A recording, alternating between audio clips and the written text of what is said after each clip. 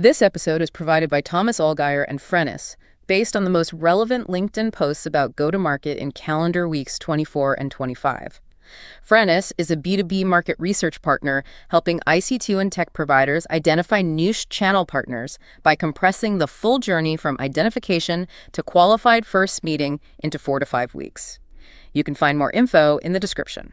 Right. So if you're listening right now, you're probably watching your own sales teams or definitely your competitors' teams send out like 10,000 AI-generated emails a week. Oh, yeah, totally. It's just a flood right now. Exactly. And yet, if you look at the actual dashboards, the win rates are completely flat. Just totally stagnant, which is crazy because the whole promise of this massive AI wave was that it would act like a magic wand for revenue, right? Yeah, that was the pitch. You plug in a tool, you hit generate, and suddenly the pipeline is just overflowing. Right. But instead of a magic wand, what most B2B marketing professionals are actually dealing with right now is just, well, a fire hose of noise. It really is. And I mean, it's the classic trap, right? Mistaking a technological capability for a business strategy.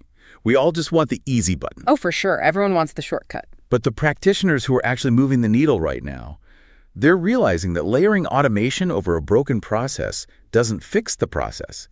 It just makes the broken parts happen faster. Exactly. So today, our mission for this deep dive is to unpack the top go-to-market trends we've seen across LinkedIn over the past 2 weeks. And what's emerging, it isn't a list of new prompts. Right, thankfully. Yeah, it's actually a fundamental restructuring of how revenue teams operate. So we're going to break this down into 3 core themes for you. Right, so we're going to start with GTM strategy, which is really getting the foundations right. Then we'll move into GTM engineering, which is honestly the hottest and probably most misunderstood new role out there. Totally misunderstood. And then finally, we'll dive into AI-native GTM systems. So looking at signaled outbound that actually converts instead of just going straight to the spam folder. I love that roadmap. So let's jump right into that first part, the strategy. Because before we get distracted by all the shiny new AI tools and the technical roles, we really have to establish that, none of it works without a rock-solid foundation. Right. And if we accept that, the best mental model for this actually came from Hila Lauterbach. She introduced this concept of the GTM iceberg. The iceberg, yeah, that metaphor is so vivid. It really is because it perfectly diagnoses why so many teams feel stuck right now. Hila points out that everybody in the industry is just obsessing over the top 10% of the iceberg. Right, the visible stuff, the stuff everyone can see. Exactly. That's your tactical demand gen, the premature scaling motions, the feature-led positioning on the website. Yeah, the shiny stuff. But the real pipeline, like the actual revenue engine that keeps the whole company afloat, that's the 90% hidden below the surface. Precisely. And she's very specific about what that 90% actually is. It's buyer truth research. Which means what exactly, like practically speaking?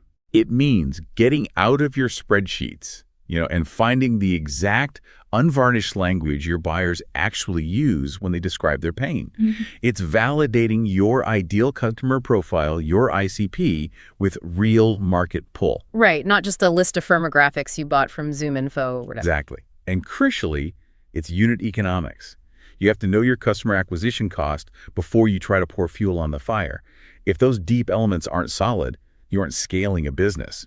You're just scaling a leak. Scaling a leak. Wow, that's a great way to put it. And that distinction between the visible tactics and the hidden logic, it completely changes how we should be looking at AI right now. Oh, absolutely. Yeah, Jane Sorensen-Herthel shared an incredible use case that just proves this perfectly. She was quoted something like $18,000 and several weeks of senior developer time to build a private AI advisor for her clients.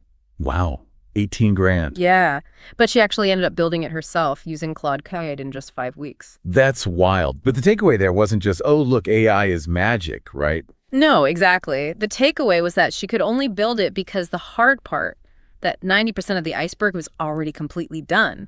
Her methodology and her business definitions were strictly defined before a single prompt was ever written. Right. And Christopher Gannon took that exact sentiment a step further.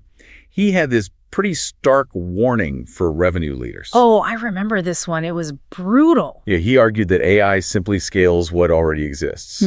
So if your ICP is fuzzy, or if your CRM data is a total mess. Which, let's be honest, everyone's CRM data is kind of a mess. Right. But if your sales process changes depending on which rep happens to be on the call, you haven't automated your strategy. You've just automated chaos. Automated chaos. That's terrifying. It is. Because AI isn't going to invent a strategy for you. It's just going to expose your broken systems and make that mess move at lightning speed. Okay, I hear that and I agree. But, as a former sales rep myself, I always kind of think about the reality on the floor. Sure, the day-to-day execution. Right. It's great for us in marketing to have a perfectly validated ICP and this deeply researched positioning thesis sitting in a shared Google Drive. A 50-page document nobody reads. Exactly. If I'm an account executive on a live discovery call and the prospect suddenly throws a curveball at me, a 50-page foundational strategy document doesn't help me at all. No, it's useless in that moment. Right. It feels like we in marketing spend weeks building these massive, beautiful encyclopedias, and then we just hand them to a rep who is, quite frankly, actively in a knife fight. Yeah, that's a very real disconnect. And Mina R. actually addressed that exact issue. She delivered some brutal truth for product marketers specifically. What did she say? She said that sales is completely ignoring those 50-page GTM kits. And they're definitely ignoring those mandatory hour-long enablement webinars. Oh, 100% they are. Right. Her argument is that enablement has to be weaponized in under 3 minutes. Weaponized enablement? I mean, that phrasing alone just changes the entire mandate for a marketing team? It really does. It forces you to be totally ruthless with your editing. Mina suggests boiling down a massive 10-page launch brief into a 3-bullet cheat sheet. Just 3 bullets. Just 3. Who is this for? Why do they care right now? And how do we win against the status quo? That's it. That's amazing. And she also advocates replacing those standard, boring 60-minute feature dump demos with a 3-minute async pitch video that a rep can just watch between calls. Right, something they can pull up on their phone in the elevator. Exactly. And most importantly, building single-page battle cards for the real objections that are actually losing deals on the floor. Right. Not the theoretical objections we brainstormed in some sterile marketing meeting room. Exactly. Real objections. Which means you actually have to, listen to the sales calls to know what those objections are. Imagine that. Right. And speaking of knowing what's actually happening in the market, Piyush D. Brahmar offered this really brilliant framework for measuring if any of the strategy is even working. Oh, I liked his take on this. Yeah, he noted that most leadership teams, they start their GTM reviews by staring at pipeline metrics, win rates, conversion numbers, that sort of thing. Right, the classic dashboard review. Exactly. But he points out that those are lagging indicators. He says the very first question in that meeting should always be, what has changed? What has changed in the buyer's behavior? Yes. What has changed in buyer behavior? What has changed in the macroeconomic market? Because growth problems always originate out there in the market reality long before they ever show up as a red number in a HubSpot dashboard. That is so true. So, okay, if we assume a team has done all this hard work, they've built the deep iceberg, they've weaponized the enablement, they actually understand the market shifts, the immediate question becomes operational. Right. Like, who is actually capable of building the technology to support all of this? Exactly.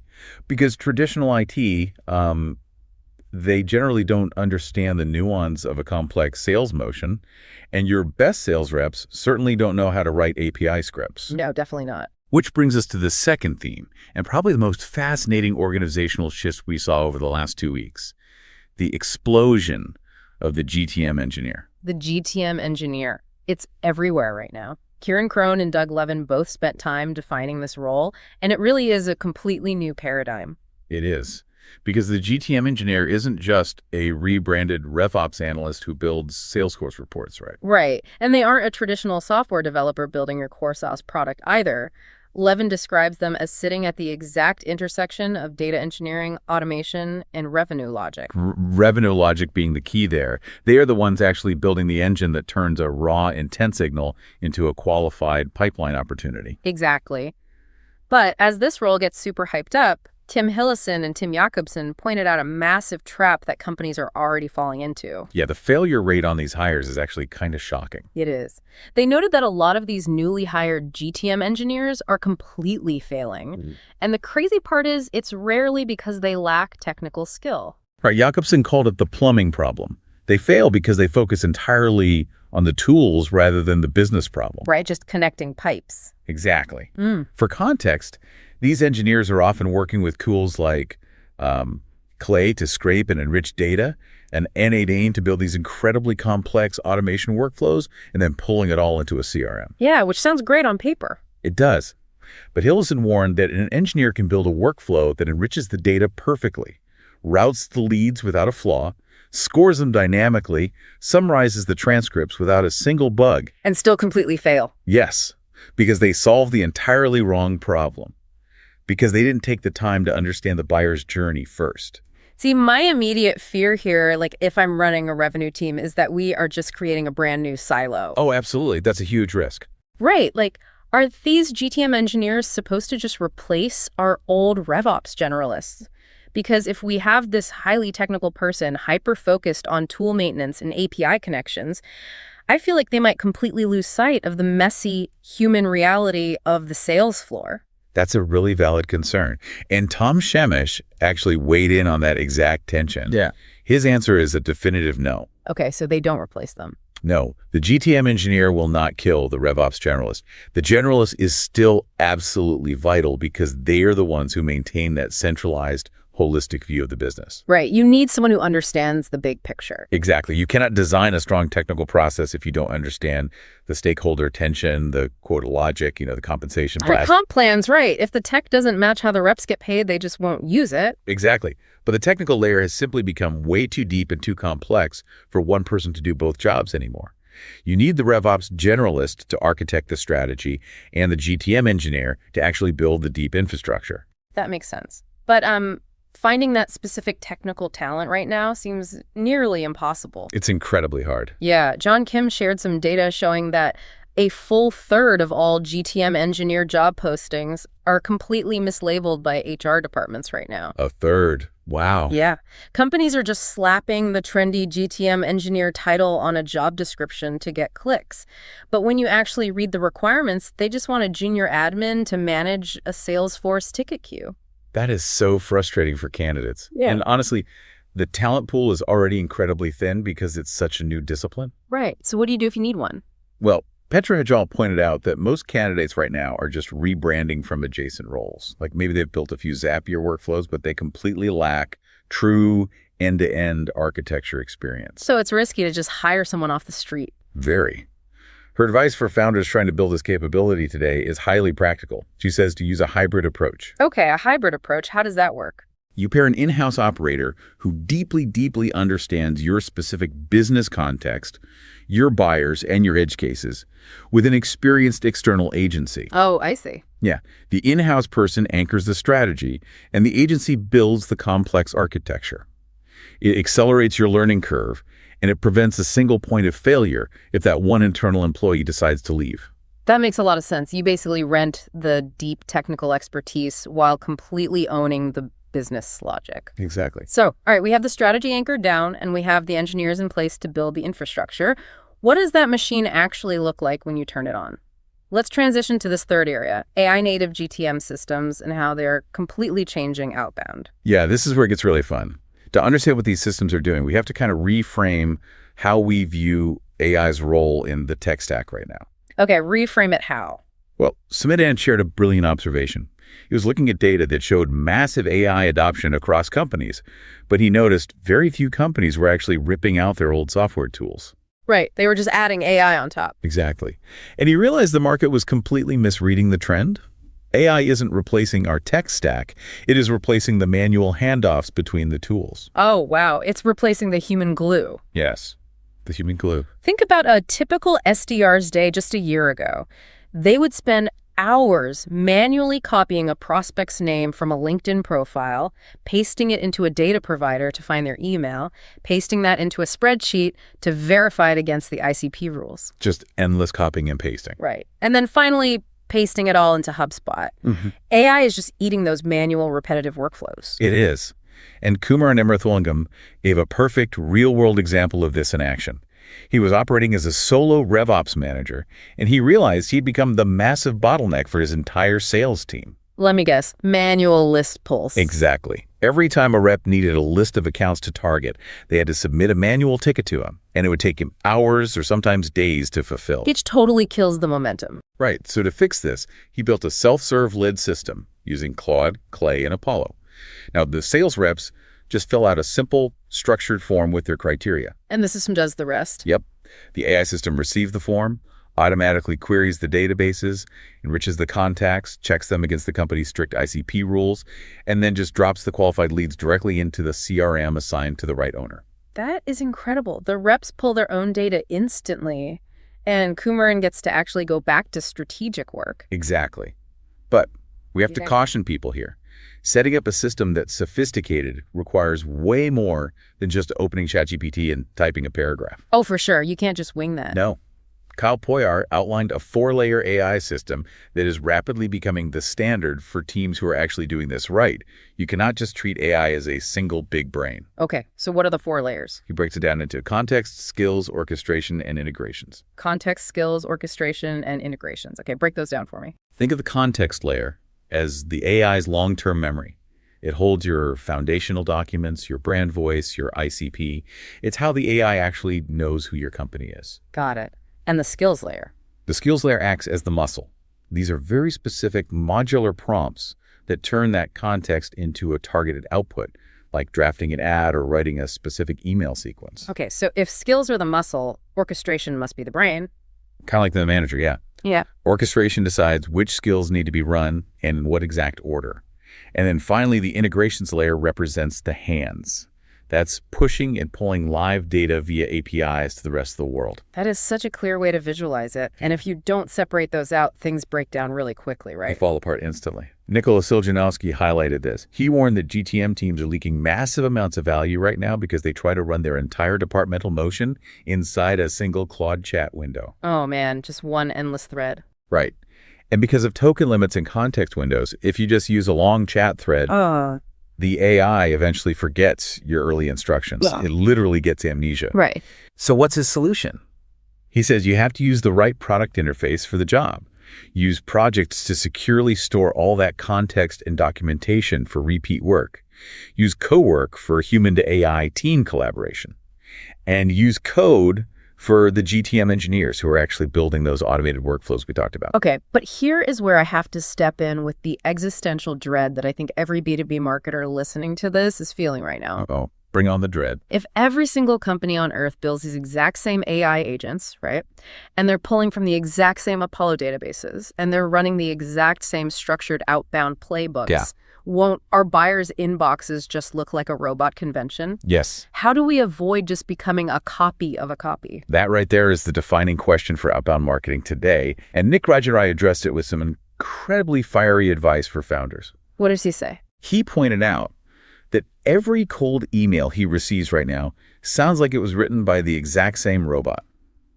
Because it was. Right. The classic, hope this finds you well, AI speak. Exactly. His advice, stop outsourcing your voice to AI.